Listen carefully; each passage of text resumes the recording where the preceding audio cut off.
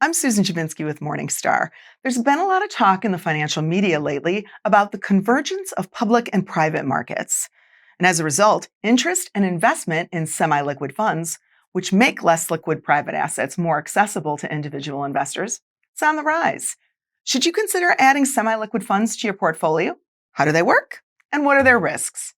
Joining me to discuss these and other questions investors should ask their advisors about semi-liquid funds before investing in them is Jason Kephart.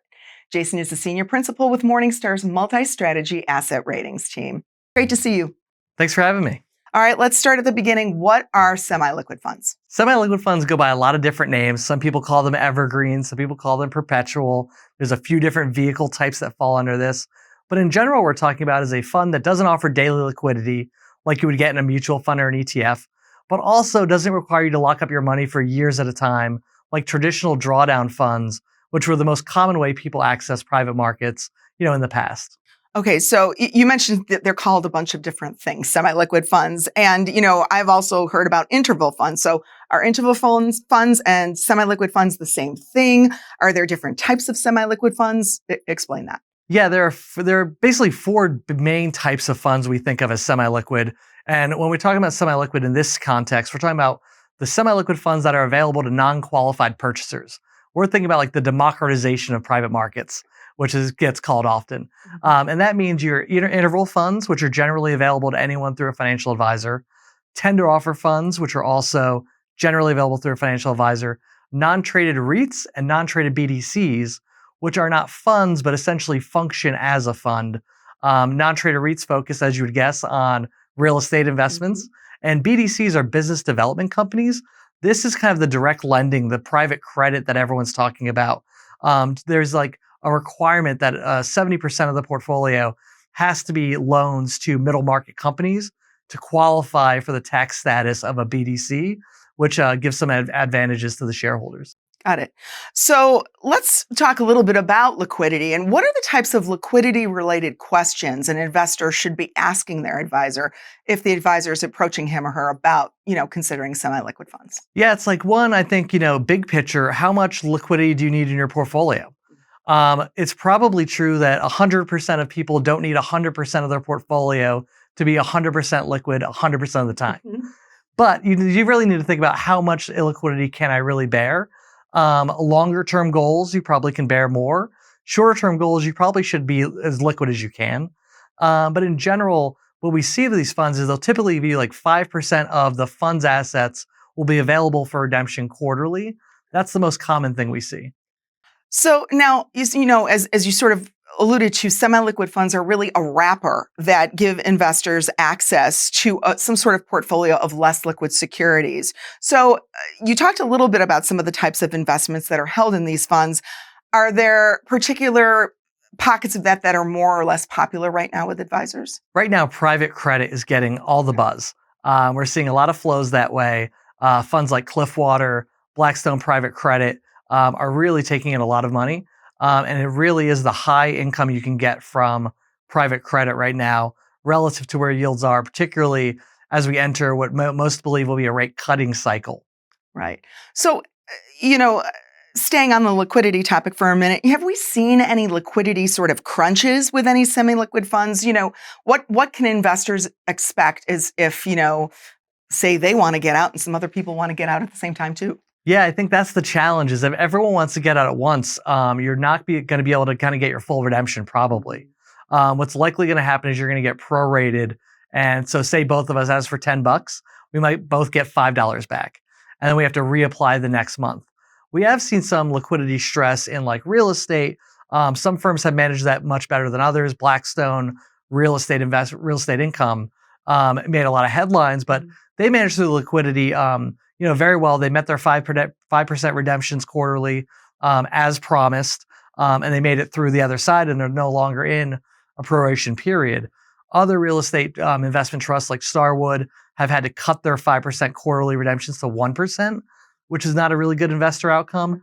Then we've seen interval funds like Blue Rock Total Income Real Estate that is now trying to list as a listed closed-end fund, which means investors will no longer be able to transact at NAV. They'll have to transact the shares on the open market. And again, if everyone's trying to get out at once, that could be a lot of downward pressure on those prices. So again, that's not really the investor outcomes we're hoping to see in these funds.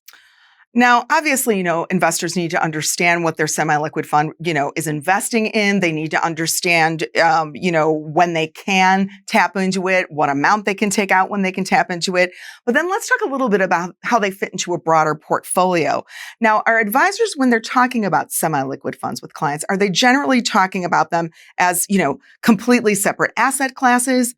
Or if you're talking about a semi-liquid fund that focuses on private credit, are they talking about it sort of in context of, the client's bond sleeve? How are they communicating about these? I think it varies a lot. I think generally a bucket term you'll hear is like alternative, though really, credit is credit. Private equity is an equity. These are companies that are, subject to the same economic risks as their public counterparts. So we don't think you should think of them as like true diversification in that sense, though, the volatility can be a little understated, which can give you an appearance of diversification. But I think there's definitely a lot of different ways to do it.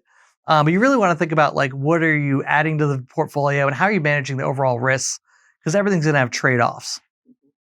So let's unpack costs here, Jason. I would assume that semi-liquid funds might be more expensive than, say, the standard mutual fund or ETF. What might be sort of a typical range? Yeah, what we've seen is like around 2% or higher.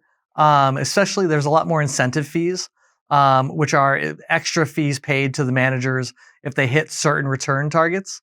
Like in an income fund, it's very popular to see a 12.5% incentive fee.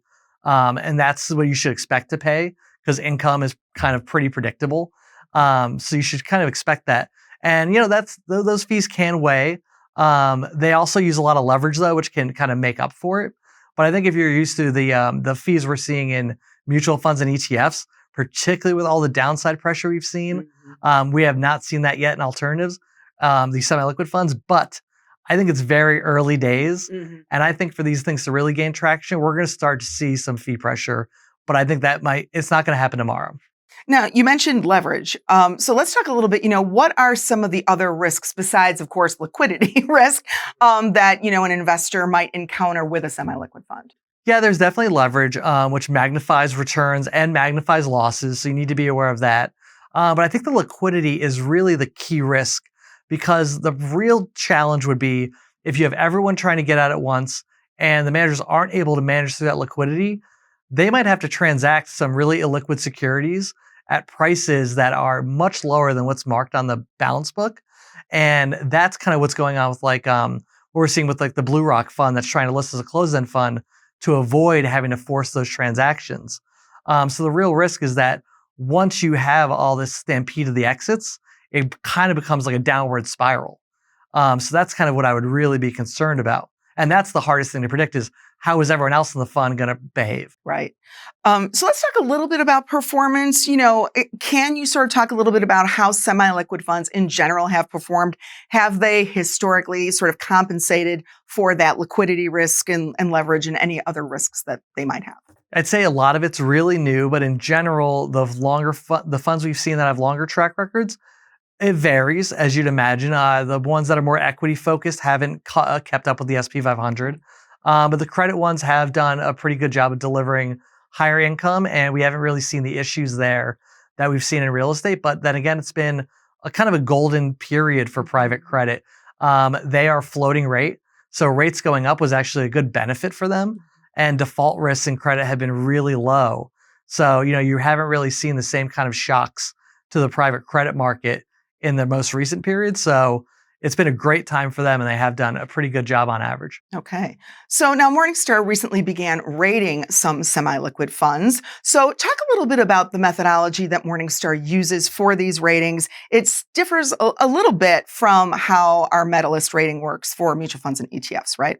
A little bit. I'd say the key difference is we're putting extra weight on the parent company because we think there is a degree of extra trust that you need with these vehicles, given the illiquidity, the lack of transparency. You really need to make sure the fund firm behind it is kind of well resourced and able to kind of manage through things. So like the thing that really helped Blackstone's real estate is that the company behind them is a pretty strong company and they were able to manage through this volatility in a way that a lot of others wouldn't be able to. So that's key. So the parent rating is higher; it's 25%. The people rating is 25%, and then our process rating is 50%, and that's where we consider things like liquidity management, which we think is really, the key thing to the success of these funds.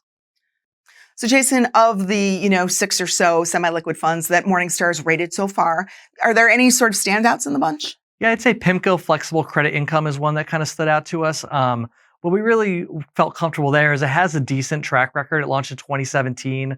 So we've been able to see it managed through multiple market environments, both how they use leverage and how they manage liquidity. And that kind of gave us a little bit more comfort. It's also managed by Dan Iveson, who we think is a really skilled fixed income manager. And PIMCO, we think is a really good steward of investor capital. So we felt just a little bit more comfortable there.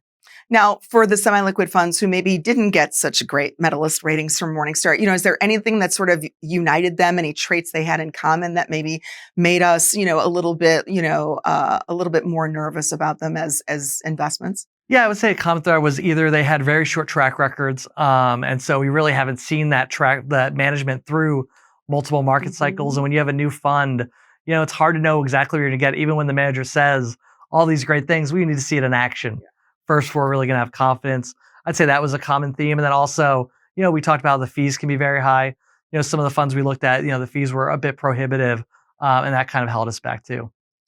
So then lastly, Jason, are there any other questions that, if an investor is being approached by his or her advisor, hey, let's talk about how semi-liquid funds might work in your portfolio. Any other questions to really sort of get your arms around besides what's the liquidity look like? What's it invested in? Is there leverage? Anything else we're not looking? Oh, and what does it cost?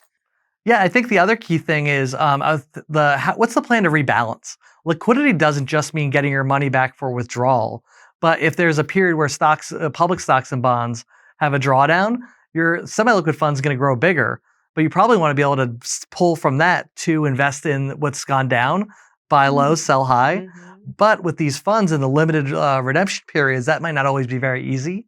So I do think like having a rebalancing plan and how you're going to think about that is paramount, because what we've seen is like whatever your starting allocation is, it's very easy to go up from there. It's not very easy to go down. So whatever your starting allocation is, you're kind of married to that.